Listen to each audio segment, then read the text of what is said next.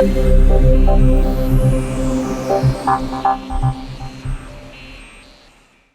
so the first thing I like to do when doing a print and cut is to go ahead and insert a square shape.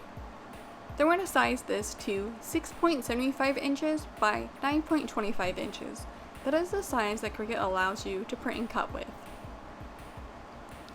Next, we're going to go ahead and go to images and find the image that you would like to print and cut. Insert image.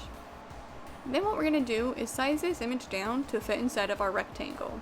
That way you know the image that you are printing and cutting is going to print and cut. So then what we can do is go ahead and hide the rectangle because we know we're not actually going to print that. And then we're going to go ahead and go up to make it.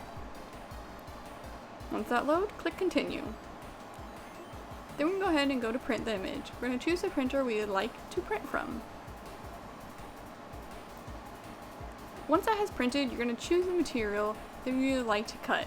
We're going to do a clear sticker paper today, so we're going to go to Browns Materials, type in sticker, and then from there choose the clear sticker option. Now I tried to save this as one of my favorites, but unfortunately I have too many to save. Then we're going to go ahead and get that printed, and once it's printed we can start to get our Cricut machine ready. And so here's the print. We're going to show a close-up here. And so this is a clear sticker paper, and then we're going to go ahead and load it onto our Cricut mat. And when you load onto the Cricut mat, you want to try to get it absolutely as close as you can to these lines. Now one thing you want to remember when you're doing a printed cut, especially with a glossy paper, is you want to have a very nice bright lit Cricut machine. So I actually have a very bright light pointed directly at my Cricut machine so that the sensor can actually clearly see the cut lines. One thing that I have even done is go ahead and turn on your phone's flashlight and shine it right at the sensor as it's detecting all the cut lines, and as soon as the cut actually begins, you do not have to do that any longer. And once the Cricut machine's all done, you can go ahead and unload your mat and start to remove your freshly cut sticker sheet.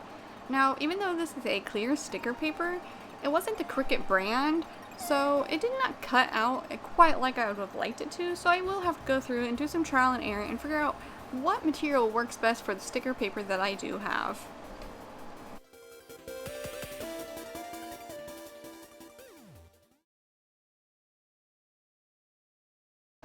And there we go, we have a finished product. Thanks guys for watching!